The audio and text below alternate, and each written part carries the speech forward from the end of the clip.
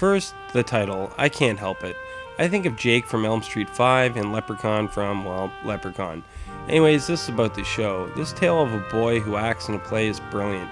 A few episodes have gone by that were a little bit flat and lackluster.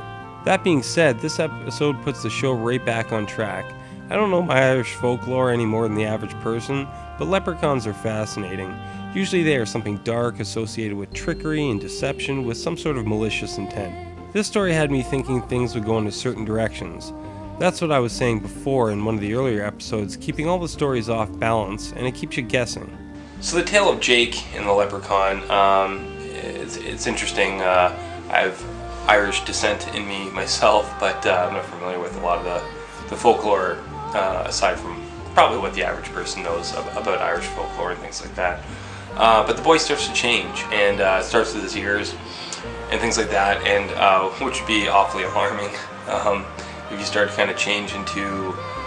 that's the one part that I'm not clear about, is that there's changes, and it's a banshee, which there's kind of like folklore history behind that, and a comic book character too, actually, but not really related, but it's alarming. And along the way he meets Sean, this little person, and he presents to him this recipe that he was given, that he had discovered, and Sean looks at the recipe, and he absolutely refuses to make it for him. So at first I'm kind of thinking, okay, well, Sean's not for this guy. There's something about Sean that I didn't trust, but I screwed that up, or at least they did a good job of misdirecting that part, because in the end Sean kind of serves more as a guardian.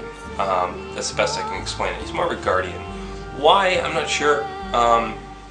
He had a subtle discord maybe with somebody else, because if you've seen it, but that's how I describe him. Sean's the guardian, so sorry to spoil that part for you. The tale around the fire starts off with a story coming from one of the boy's grandfathers who passed away, which puts kind of a somber edge to the beginning, bringing a little bit more of an empathetic feel to the boy telling the story. It's brilliant how the story unfolds in a play, and in the end, Sean pans out to be the hero of the story, with the boy being the unknowing victim, until Sean comes in to straighten things out with an old tiff between himself and a banshee. Yeah, banshee, you gotta watch it. The story is very imaginative and clever. Putting this story into a compact half-hour show is quite the achievement. If you come across Season 1, buy it. When you get to the tale of Jake and the Leprechaun, you won't be disappointed.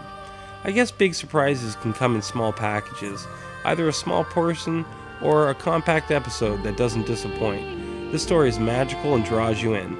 A definite approval from the Midnight Society, in my opinion.